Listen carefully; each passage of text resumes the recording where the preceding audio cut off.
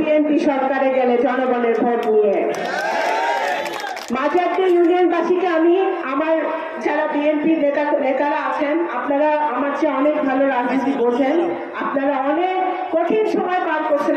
আমি একটা কথা বলি, আপনারা যদি কেউ মনে করেন যে মাঝারদিয়া ইউনিয়ন কারো একজনের সম্পত্তি, সেটা কিন্তু না। মাঝারদিয়ায় আমি লস্করদিয়া ইউনিয়নের যদি মেয়ে হই, আমি মাঝারদিয়া ইউনিয়নের সন্তান, এবং আমরা মাঝারদিয়া ইউনিয়নের মাটি আমাদের সবার, কারো একলা সম্পত্তি না। প্রত্যেকটা গ্রামে আমাদের ওবায়দুর রহমানের মানুষ আছে, শহীদ জিয়ার মানুষ আছে, জনাব তারেক রহমানের সৈনিক আছে, বেগম খালেদা জিয়ার সৈনিক আছে। প্রত্যেকটা গ্রামে আমাদের ধানের শীষের জাগরণ আছে।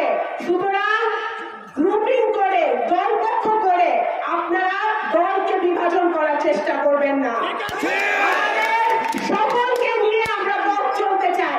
মাঝারদিয়া ইউনিয়নে গত 17 বছরে কি উন্নয়ন হয়েছে আমি জানি না আওয়ামী লীগের সময়, কিন্তু ইনশাআল্লাহ যদি বাংলাদেশ জাতীয়তাবাদী দল সংসদে যায়, আমি এতটুকু কথা করতে পারি যে আমার সামনে যে এত যুবক ভাইরা আছে, তাদের চাকরির নিশ্চয়তা আমি দিতে পারবো। মাঝারদিয়া ইউনিয়নে যেখানে রাস্তা নাই, ঘাট নাই, ব্রিজ নাই, সেগুলো আমরা তৈরি করতে পারবো।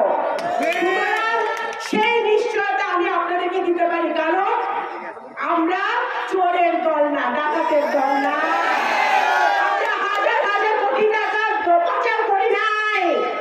আপনারা ভালো মতো জানেন আমার বাবা, আমি গর্ববোধ করি, আমার বাবা একটা বাড়ি ছিল, সেটাও ব্যাংকে দেনা রাইখা উনি মারা গেছিল। উনি সারা জীবন, ওনার মৃত্যুর দিন পর্যন্ত উনি মানুষের জন্য করে গেছেন, যতটুকু পারছেন উনি করে গেছেন। ওনার রক্ত আমার শরীরে বহমান, ওনার সন্তান হিসেবে আমার দায়িত্ব, আমার যদি 2 টাকা থাকে আমি আপনাদের জন্য 10 টাকা খরচ করবো।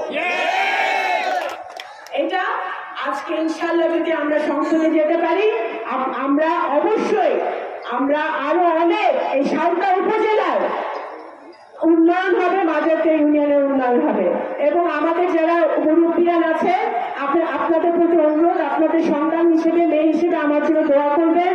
আমাদের যারা ওলামা মাশায়েখরা আছেন, আমাদের বিভিন্ন শ্রদ্ধেয় যারা আছেন, সকলে দোয়া করবেন যেন বাংলাদেশে আরো ফ্যাসিবাদ ফেরত না আসে। বাংলাদেশে আমার একটা ভাইকেও যেন পুলিশের